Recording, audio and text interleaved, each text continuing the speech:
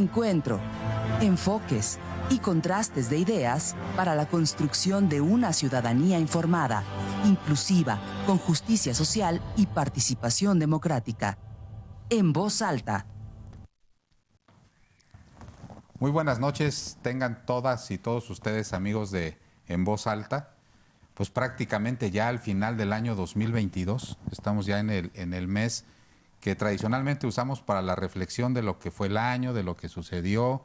En nuestro proceso de planeación usamos para lo que vamos a hacer el siguiente año, para lo que dejamos de hacer en este año, para hacer un balance, etcétera, ¿no? Y hoy tenemos un tema, pues por demás de fin de año de reflexión.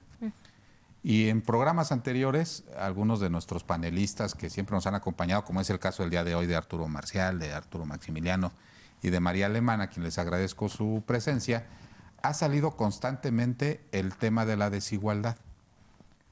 Es decir, este gran tema pues no solamente de nuestro país, sino del mundo, de una sociedad en la que muy pocos concentran mucho y muchos concentran poco, como aquella regla de Pareto en donde si la aplicáramos al Estado mexicano, el 20% de los mexicanos concentran el 80% de la pobreza y versus el 80% de los mexicanos concentran el 20%, perdón, de la riqueza. No es pobreza, es riqueza. Y entonces viene el momento de reflexión del año que yo he hecho con muchos de mis alumnos en clase y que hoy lo pongo, que también lo tocamos en algunos de los programas y que generó muchos comentarios de por qué o cuáles son las explicaciones sociológicas, psicológicas o políticas de por qué quienes no han alcanzado el éxito y que se refleja en esto en un nivel de pobreza, si son por causas inherentes a ellos, es decir, el pobre, la clásica frase de que el pobre es pobre porque quiere, porque no le echa ganas, porque no se levanta temprano, porque es de la cultura del poco esfuerzo, en general por causas asociadas a él. O la otra teoría, ¿no? La teoría de que el pobre es pobre porque tiene ciertas circunstancias que no le permiten crecer. Y que esto se ha trasladado también al discurso político en nuestro país, porque hay ciertos políticos diciéndole a las personas que su situación no depende de ellos, sino que hay un sistema que está detrás, que está dominado por una clase política controladora y que está, lo que conoceríamos en términos de juego, trucado, ¿no?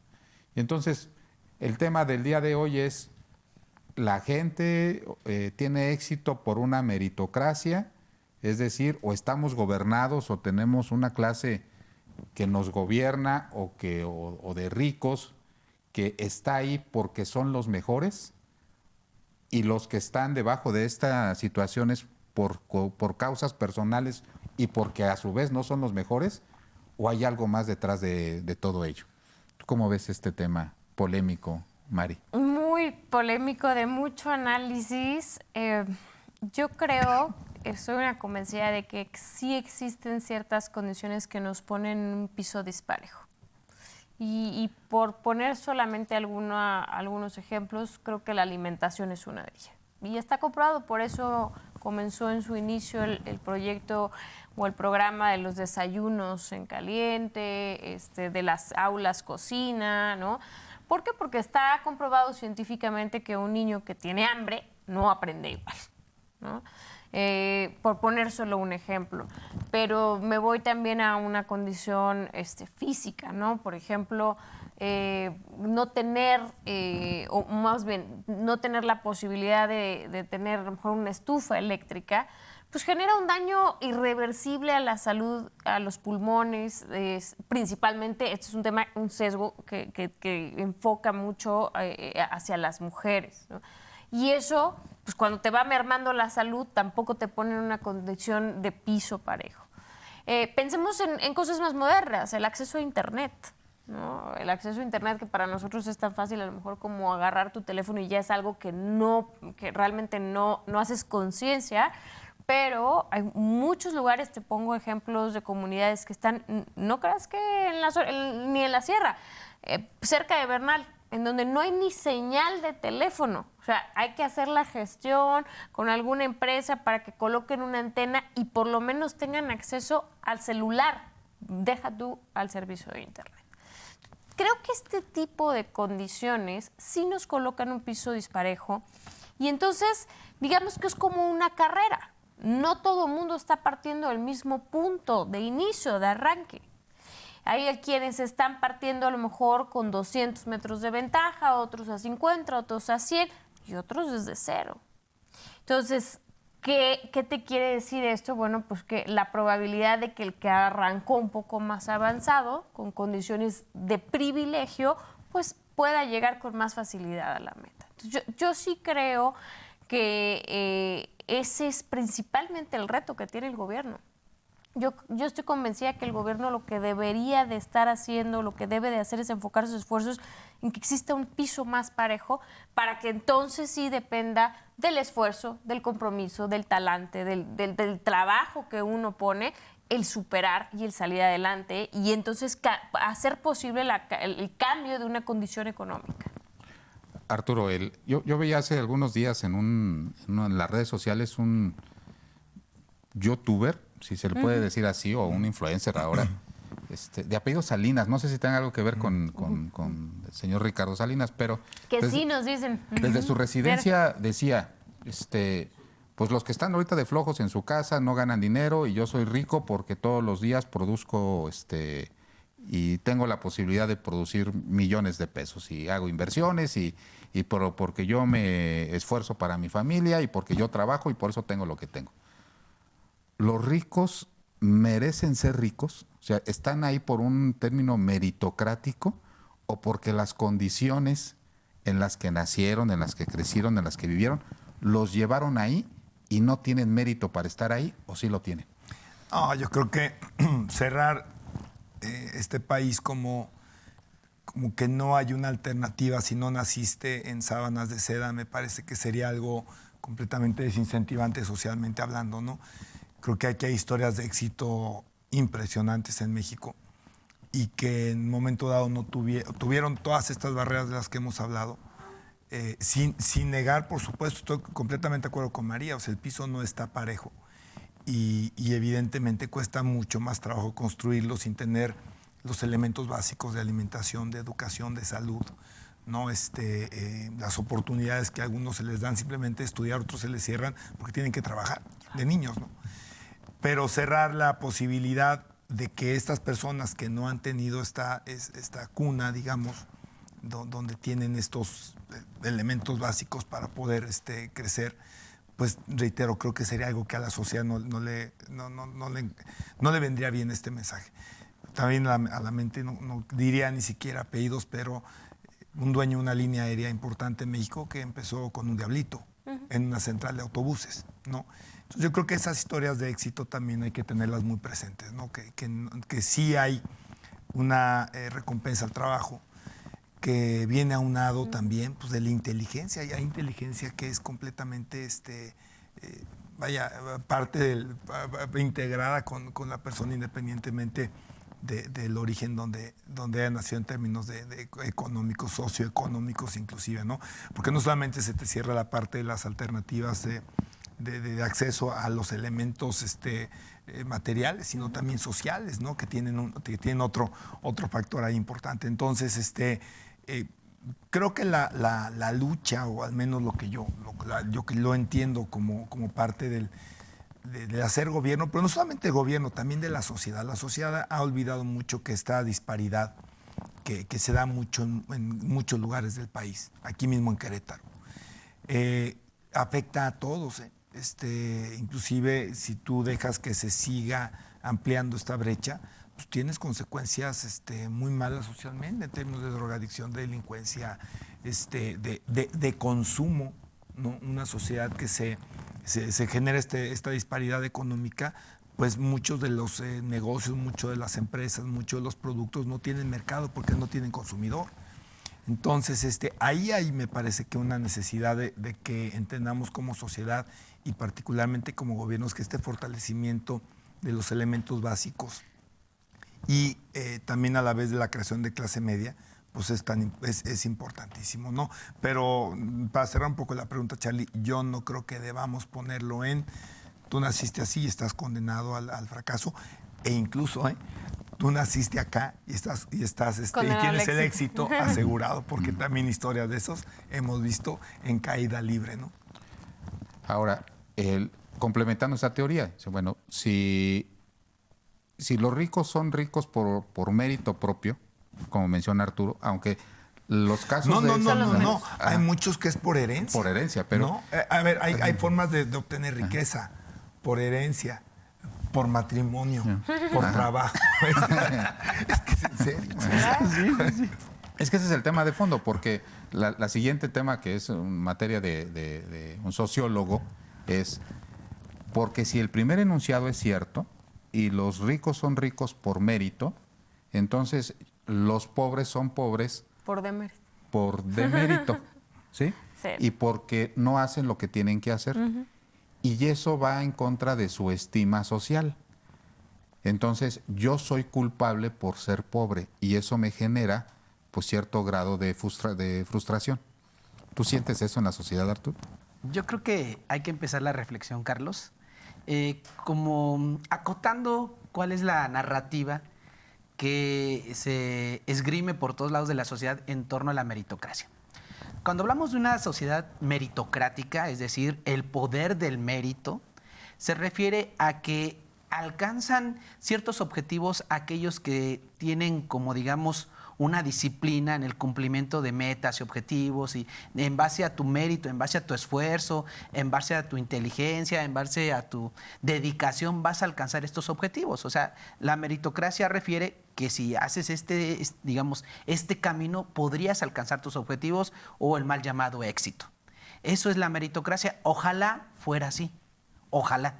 Yo creo que no tendría nada de malo vivir en una sociedad meritocrática, ¿no?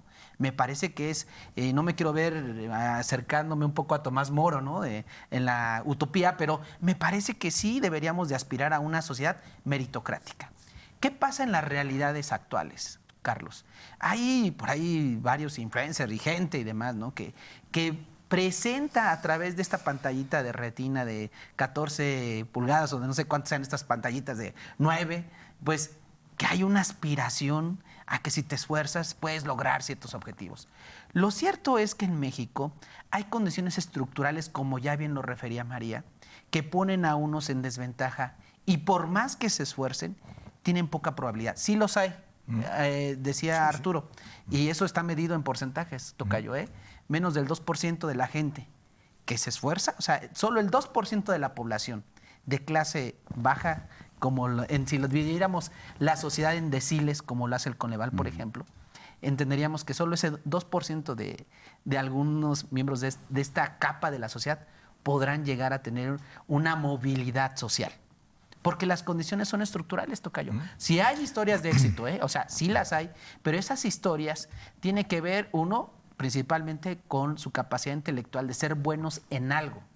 Si son especialistas, por ejemplo, en la tecnología, tienen herramientas que les permiten ser, digamos, novedosos en sus círculos sociales y demás, pueden ir escalando socialmente. La verdad es que sí. Pero lo cierto es que también se nos ha sobrevendido esta idea de que la meritocracia te va a llevar al nirvana social. Lo cierto es que los pobres no son pobres porque quieren. ¿A quién le gusta decir soy pobre y quiero vivir en la pobreza?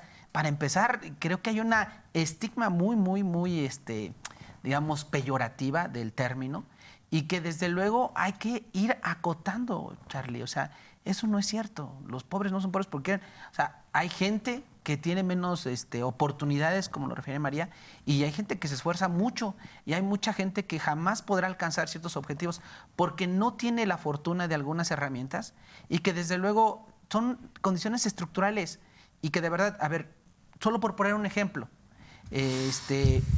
a lo mejor María es más joven que nosotros, pero... lo más seguro. Lo más seguro, sí, lo más seguro. Lo que se ve. Sí, se ve, pero a ver, recordemos un poco la historia económica, y aquí Arturo es el bueno, la historia económica de este país. Hubo una época del desarrollo estabilizador, el mal llamado milagro mexicano, ¿no? Tocayo. Y en esa época, pues sí, había una condición estructural. La gente que, por ejemplo, accedía a una carrera, a una licenciatura, a una profesión, tenía muchas posibilidades de moverse socialmente, había una movilidad. Y eso se debía a que, bueno, había condiciones de certeza laboral. Hoy alguien termina una licenciatura, una maestría, un doctorado y la tiene difícil, ¿me explico? Y entonces dime, ¿ha tenido mérito? Pues sí, fueron tantos años de estudio, tantos años de dedicación, ¿no? Bien lo refería Arturo, las formas de acceder a ser rico. Ahora, Arturo no lo mencionó porque es político, pero yo sí lo puedo decir, estoy en la universidad. El crimen organizado es otra vía, o sea, y están ahí, digo, desde luego no lo promuevo, pero es una realidad.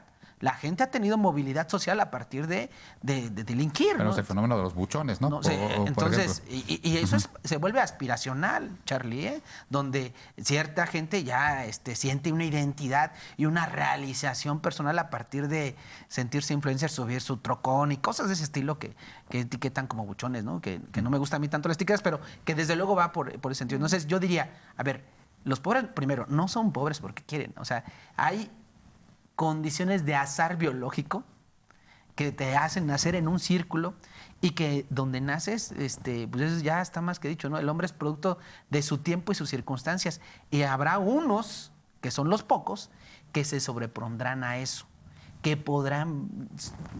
Los grandes revolucionarios de este país son así, o de la humanidad, ¿no? Los grandes pensadores se han sobrepuesto a sus condiciones. Entonces, el término de la meritocracia, ojalá existiera, pero en México creo que cada vez es más difícil. Sí hay historias de éxito, sí hay posibilidades de crecimiento social, pero son las menos y que desde luego todo el sistema social que tenemos actualmente, Carlos, lo que hace es decirle a la gente a través de la televisión, de los teléfonos celulares, mira, tú puedes aspirar a esto.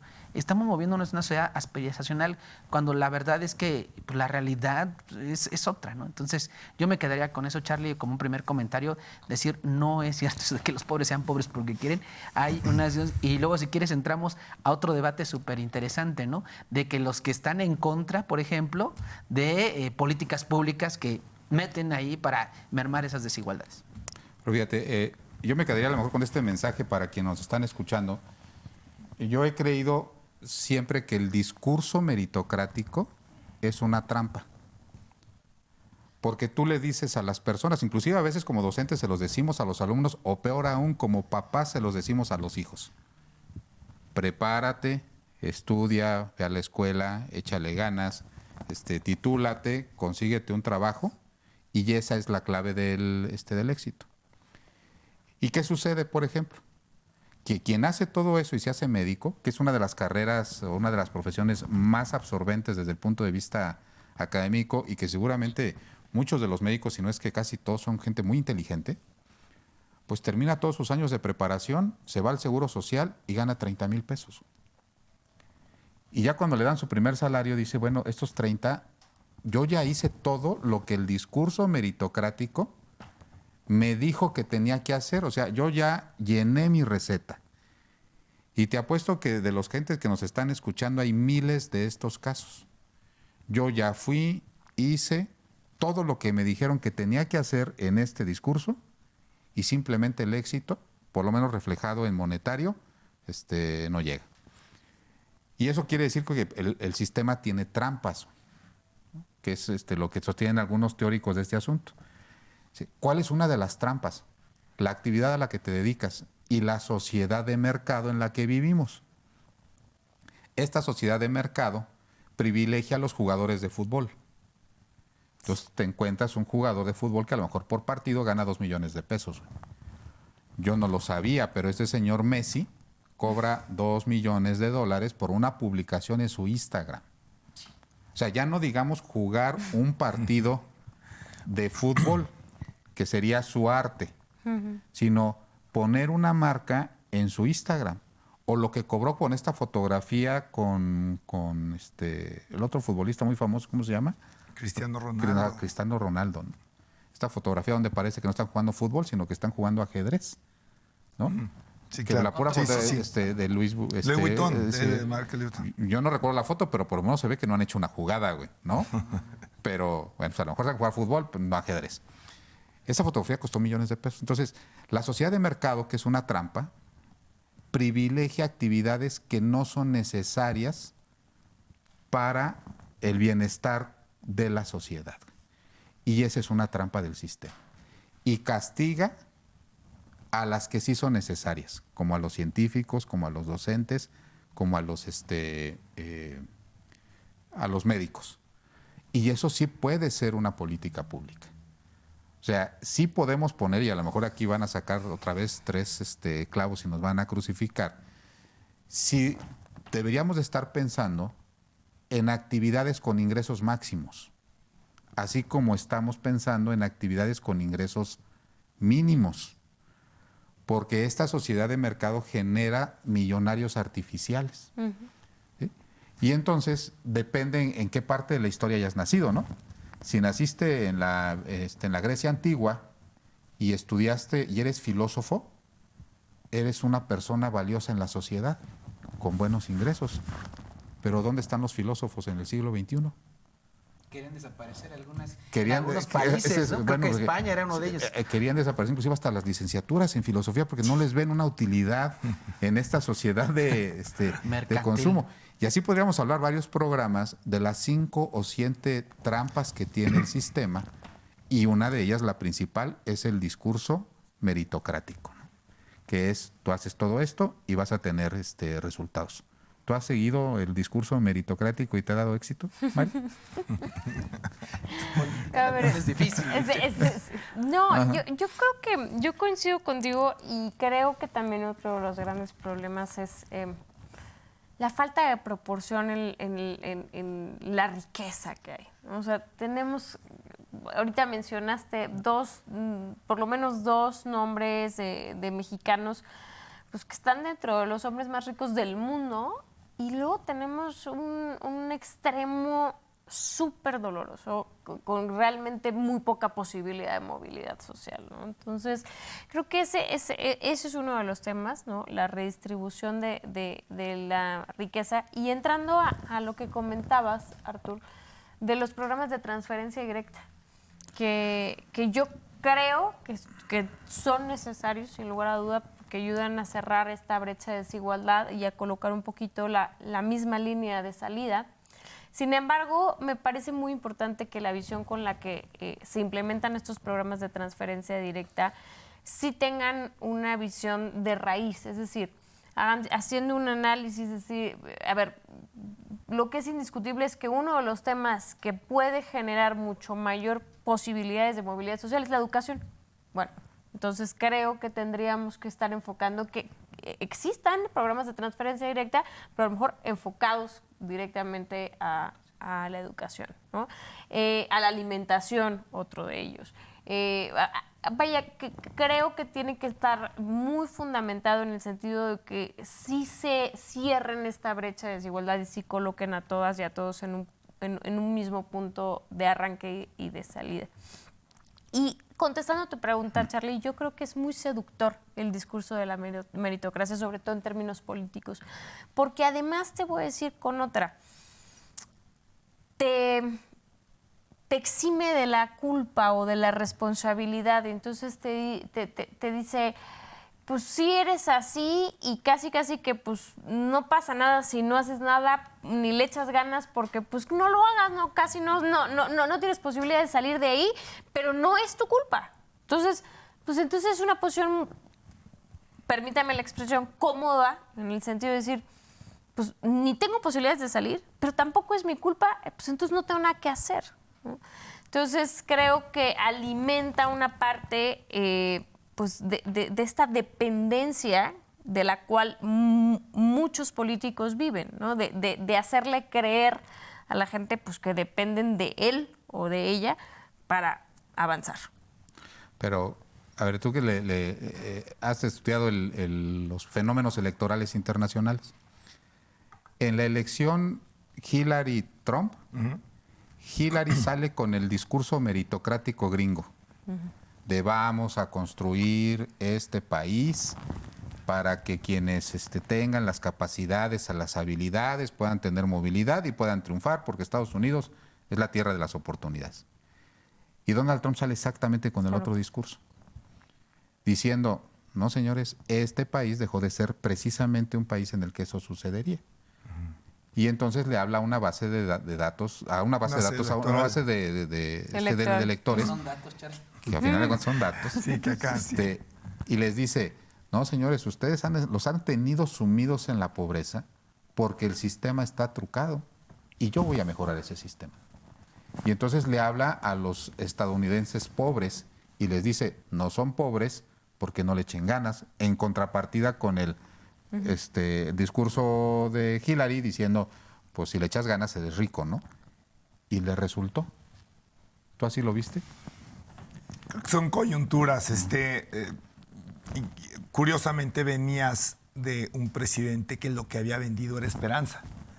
No, si la figura, el origen, el color, ¿por qué no decirlo de una forma coloquial, de Barack Obama, lo que generó fue esperanza de precisamente esa capacidad de movilidad social. Una persona que tuvo una familia, vamos a decir, rota, por así llamarla, que tiene una ascendencia, inclusive con algunos tintes musulmanes, su propio nombre, que tuvo oportunidades, o las fue construyendo de estudiar, que nunca había habido un afroamericano en la presidencia de la República o que haya llegado a un cargo de esas magnitudes, pues de repente tiene la oportunidad de hacerlo. O sea, el discurso de Trump fue muy cercano a su antítesis, que es el discurso de Barack Obama.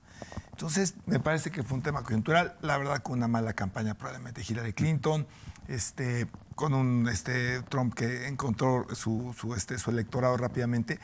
Pero no, fíjate, creo que es un ejemplo interesante, ahorita que lo mencionas, porque ahí está probablemente uno de los personajes de este siglo más emblemáticos en términos de la parte aspiracionista, ¿no? Probablemente.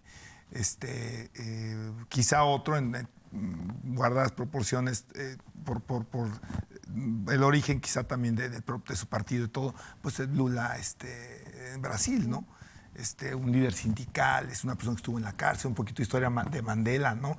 Y que bueno, pues que llega a partir justamente del mérito, del esfuerzo, del trabajo, de la constancia.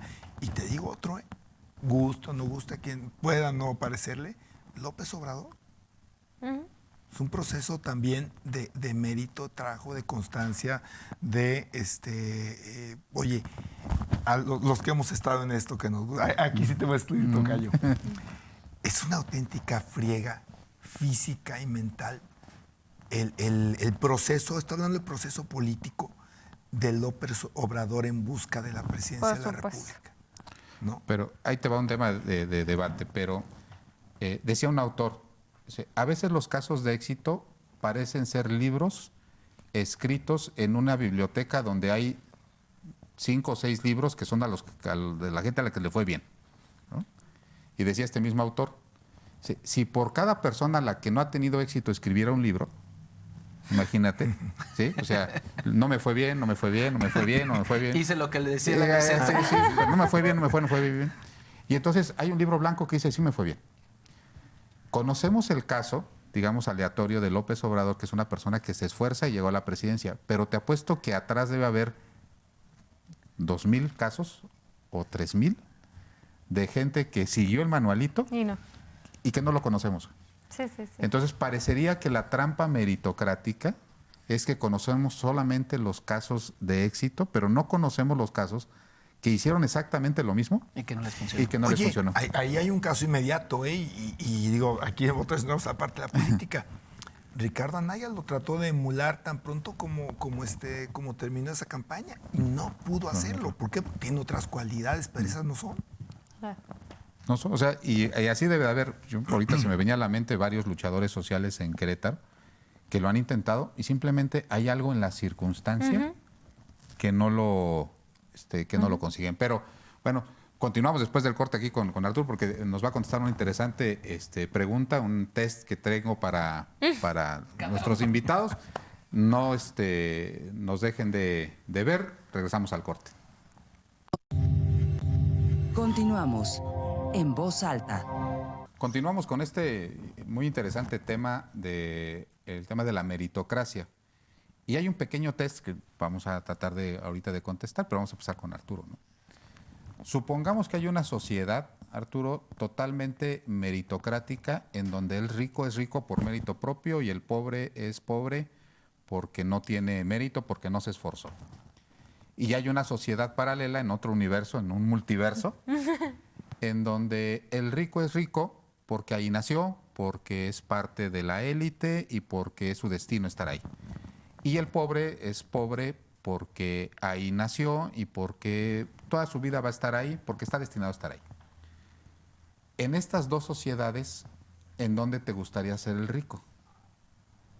¿En dónde me gustaría ser el rico? ¿En la sociedad meritocrática o en la sociedad aristocrática? Pues desde luego en la meritocrática. ¿Por qué? ¿Y en dónde te gustaría ser el pobre? En la meritocrática también, ¿Sí? sí. Arturo. Pues yo prefiero donde esté en tus manos, ¿no? Si el tema es que está vinculado el trabajo, el mérito, con dónde estás ubicado, yo prefiero la meritocracia. Ser rico en la meritocrática. Sí, claro. ¿Y pobre? No, en la meritocrática, ¿Sí? ¿no? Yo creo que es mejor encontrar que el resultado de dónde estás tenga que ver contigo, con lo que hiciste y con lo que dejaste de hacer, no con lo que tuvo que ver factores completamente fuera de tu control, ¿no? De Mari. acuerdo. Igual. Sí, igual. Igual. Pues yo estoy al revés, ¿no? Les voy a decir por qué. Porque a mí me gustaría ser el rico en la sociedad meritocrática porque me hace sentir bien, porque, pues por mí. Y me gustaría ser pobre en la sociedad aristocrática porque soy pobre, pero no es mi culpa. ¿Sí? Por eso el discurso meritocrático es tan atractivo. Claro. Y por eso es una trampa del sistema. Porque la mayoría contesta, me gustaría ser o el bueno por mí o el malo por mí. Pero el sistema así no funciona porque no hay piso parejo, porque la sociedad de mercado no impulsa igual las mismas acciones, porque estamos dominados por el tema del dinero, porque estamos dominados por el tema inclusive de las aspiraciones y por muchas otras cosas que hacen que la meritocracia sea solamente una trampa más del sistema, ¿no? Yo solamente, perdón, Tocayo, no solamente quisiera distinguir el tema de la pobreza, porque quizá también en la definición, para no confundirla, o sea, una cosa es la incapacidad, la imposibilidad que tienes tú, tu falta de recursos propios para comprar algo, ¿no? Esa pantalla, esa cámara, esta mesa, ¿no? Y otra es la pobreza que ha definido Banco Mundial desde hace muchísimas décadas, que es la pobreza como una condición humana de la falta de satisfactores que debería tener como mínimo ese famoso piso parejo, que tiene que ver precisamente con la educación. Es decir, quieres estudiar, pero el entorno en el que estoy no me permite, que para eso tienes tú un esquema de escuelas privadas y escuelas públicas. Me enfermo, como su servidor ahorita. Es un privilegio poder salir e irte a atender con un médico. Pero un pobre también se entiende esa persona que tiene una enfermedad o que tiene una necesidad de atenderse con un médico y no tiene ese acceso, ¿no? Por la salud pública y evidentemente porque no tiene el recurso. Entonces, son dos tipos de pobrezas muy distintas, ¿no? El que tú no tengas para consumir, que tienen sus efectos, tienen sus lógicas y sus razones, sus motivos y sus molestias y sus villanos y sus héroes. Y otra cosa es que tu sociedad, tu entorno, tu país, tu estado, no te genere por lo menos esas condiciones que ya no necesariamente las podrías llamar de que la gente vive en pobreza, sino que tiene otro elemento de imposibilidad de capacidad de compra, ¿no? Yo creo que la meritocracia, Carlos, ha sido una narrativa, Tocayo, Mari, una narrativa que nos han metido desde los primeros tiempos en los que nos organizamos en sociedad. La meritocracia, por ejemplo, por el bien común, ¿no? En el comportamiento social. Si nos damos en el plano religioso, hay que hacer mérito para llegar al cielo, ¿no? Pero si no crece en el cielo o en Diosito, pues hay que portarse bien porque el karma y el dharma existen. Y así sucesivamente se han construido narrativas en la historia de los seres humanos que nos hacen ver que la meritocracia es una herramienta pues, necesaria para alcanzar objetivos. Quisiera desempolvar un poquito a Carlos Marx. Yo creo que pues ustedes dos que son economistas y especialistas en políticas públicas pues me van a linchar, pero es vigente en algunos aspectos, ¿no?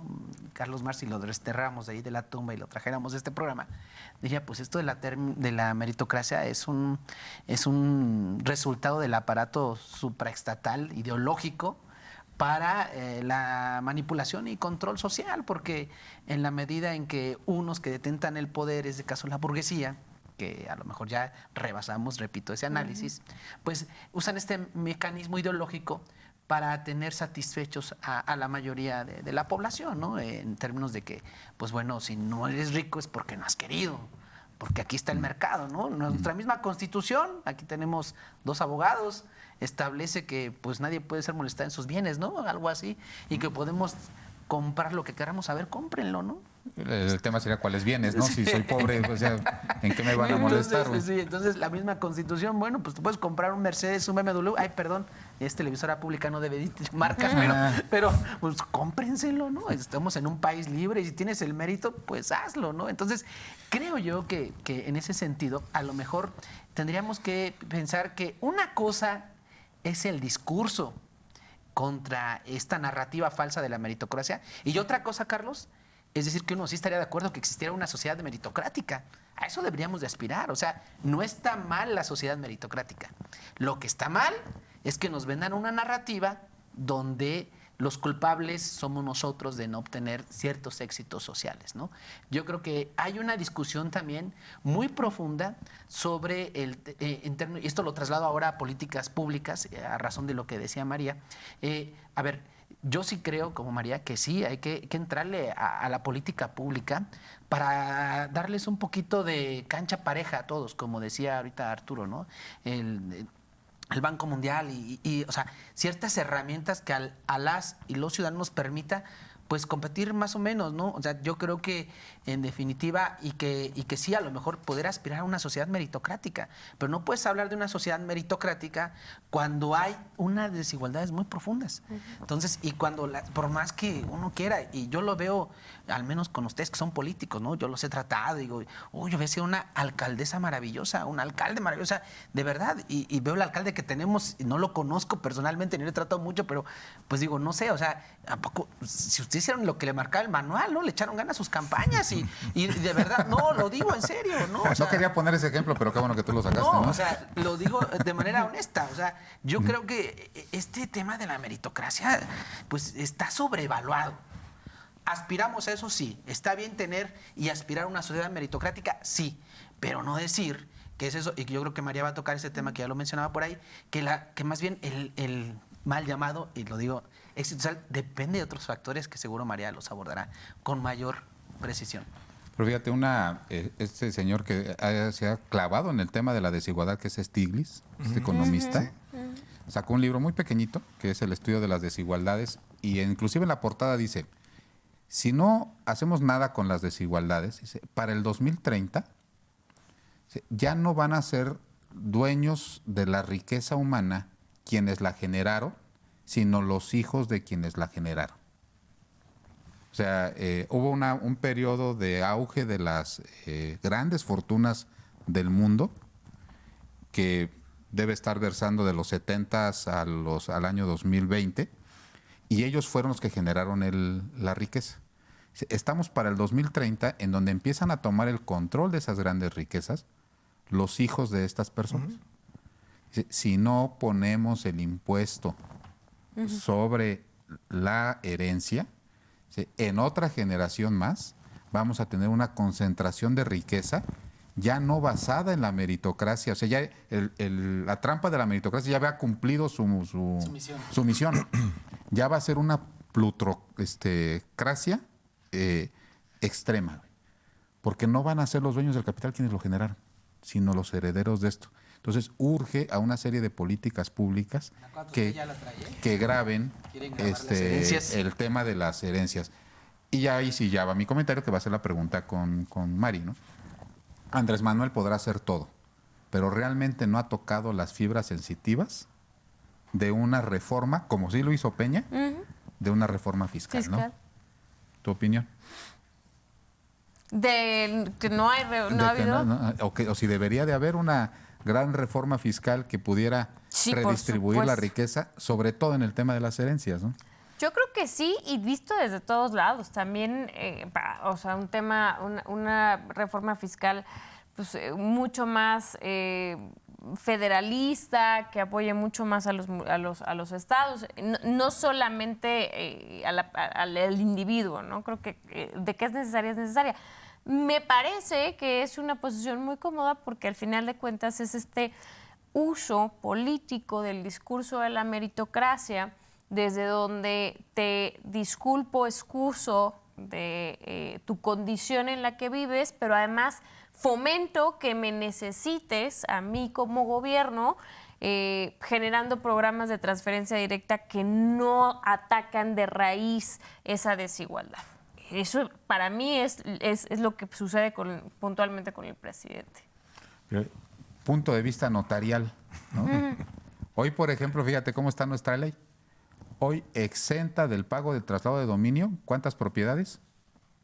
Dice si es única. Sí, vaya, si te refieres a la venta, por ejemplo, tiene que tener un valor hacia abajo y tiene que ser tu única operación que has hecho en los últimos 3 años. ¿3? Acreditar que es tu domicilio. No, pero cuando es herencia. Cuando es herencia dice que si es la única propiedad que se te hereda, está libre del traslado de dominio, ¿no? Tiene una una exención.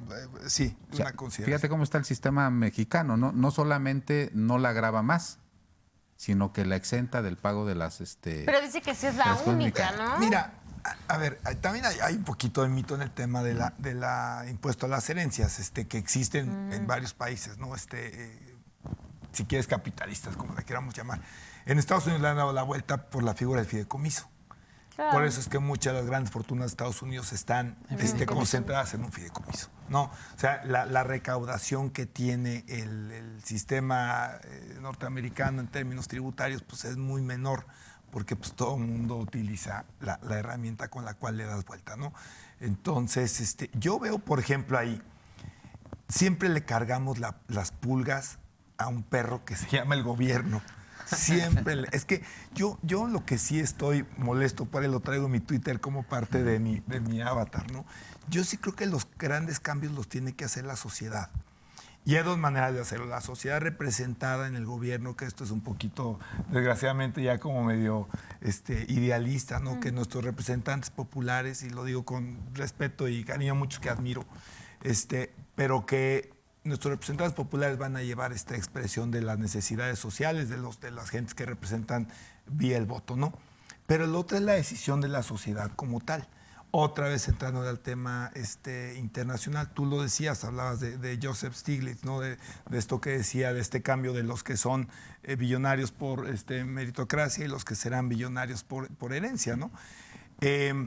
La realidad es que muchos de los grandes millonarios de Estados Unidos han empezado a tomar una tendencia a la cual no están obligados por ninguna ley taxativa, que es a donar su dinero. Tienes a Bill Gates, por ejemplo. A Warren Buffett. Y bueno, ellos estaba leyendo uno que donaba $1 millón a la semana. Tienes a la esposa de Jeff Bezos, la ex esposa de Jeff Bezos, que ha prácticamente donado la mitad de sus billones de dólares, es la mujer más rica del mundo. Mackenzie Bezos, bueno, ex Bezos, no recuerdo cuál es su apellido, pero entonces es una tendencia muy importante, al menos en ciertas sociedades del mundo, de que la riqueza en estas cantidades tan exageradas pues se tiene que poner a producir de otra forma, una forma científica, una forma filantrópica en términos de apoyo a gente que tiene estas carencias, ¿no? Y están dejando a sus hijos las no malas fortunas de 4, 8, 10, 20 millones de dólares. Cuando hablas de fortunas que asciende a 50 mil millones de dólares o 20 mil o no sé, ¿no? Entonces son transformaciones de índole social. Incluso hay un grupo de millonarios, multimillonarios norteamericanos que empujan la agenda de que se les cobren más impuestos. Es lo que decían de Bill Gates, ¿no? Que dejó a su hija solamente una cantidad menor y lo demás va a la fundación, ¿no? Exactamente, de Bill y Melinda Gates. Entonces, es un proceso de cambio social, no es un proceso de cambio ni siquiera jurídico, ya no digas político, Fiscal. gubernamental, fiscal. Entonces, yo por eso apuesto que las grandes transformaciones en el mundo tienen que venir de acciones de la sociedad. El factor suerte, Sí, que era lo que... circunstancia, Sí, suerte, azar. Yo lo llamaría azar y sí, desde luego tiene que ver con una serie de variables que hay en el entorno de la historia de los individuos, Carlos. O sea, me parece que, así como lo mencionabas hace rato, hay un solo libro de éxito que nos muestran como ejemplo, pero también hay muchas historias de no éxito que siguieron el protocolo, que siguieron este camino del mérito y demás, pero que estos personajes o estas historias pues no contaron con ciertos factores azarosos, si lo quieres llamar así, o de suerte, o digamos ciertas condiciones que les permitieron alcanzar eso. Hay una perspectiva, digamos, sociológica en el sentido de que ya antropólogos incluso y sociólogos teóricos reconocidos a nivel internacional refieren que sí es muy probable que quien nace pobre permanezca en esa decil de pobreza. O sea, eso por las condiciones de la sociedad que tenemos. O sea, eso es científico, no es una cuestión de voluntad. Entonces, ahí vienen obligaciones importantes de los estados y los gobiernos para tratar de mermar esas desigualdades, ¿no? Entonces, pero, y eso no obedece más que otra cosa que se llama azar. Nacer ahí en una condición de ciertos ambientes es una condición de azar, ¿no? También en nacer en una sociedad tipo mexicana, por ejemplo, donde hay ciertas condiciones. Yo me refería, por ejemplo, me llama mucho la atención un dato que observa en la alimentación de los mexicanos en los 70s y la alimentación que llevamos ahora, y eso influye mucho en nuestra salud, por ejemplo, no es solo en el aspecto físico, sino en nuestra salud, y esas condiciones te van mermando al no o tal cumplimiento, ¿no? Y que seguramente las gentes que nacen en sábanas de seda, como decía Arturo, pues tendrán otras herramientas para saber discernir que los alimentos son importantes, ¿no? Hay un psiquiatra que refiere que la primera situación en la que los individuos tendrían que encontrarse para referir, digamos, el autoconocimiento es la relación que tienes que tener con tu cuerpo como primer paso, ¿no? O sea, tu alimentación, el ejercicio, tu conexión con las partes de tu cuerpo, después la relación con los individuos, o sea, con los demás, y luego la relación con uno mismo, es decir, trabajar con el inconsciente. Y me estoy saliendo del tema, pero lo que quiero referir es que en este caso pues son ciertas condiciones que permiten que sí los individuos crezcan, ¿no? Digamos, en términos sociales, ¿no? No solamente en la parte económica. Yo, por ejemplo, veo que sí, el gran sistema económico y social de México, pues no es que sea tramposo, y no, yo no quiero contribuir a esas, digamos, teorías conspiratorias de decir, ya hay un gran titeritero moviendo el sistema. Son condiciones multifactoriales y que muchas veces se le atribuyen a los individuos, pero que en realidad poco tienen que ver. Son condiciones estructurales macro que limitan a veces el proceso de desarrollo de la sociedad, ¿no? Pues yo cerraría el programa con el comentario.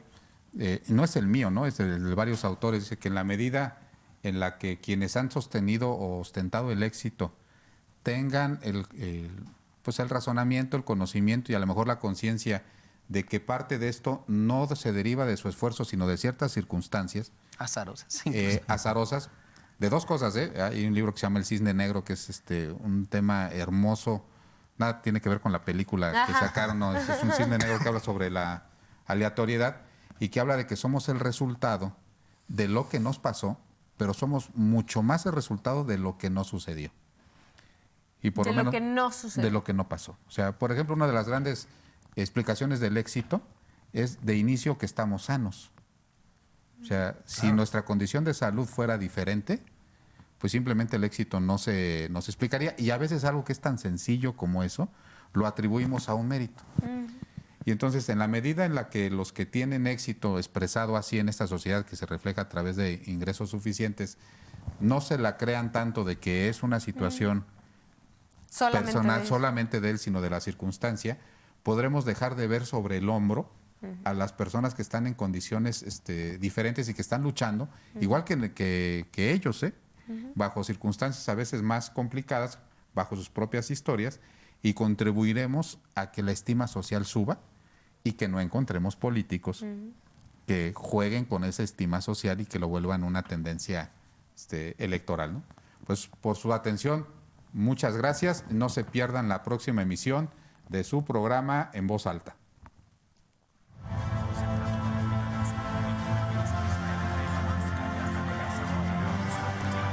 Gracias por acompañarnos en esta emisión.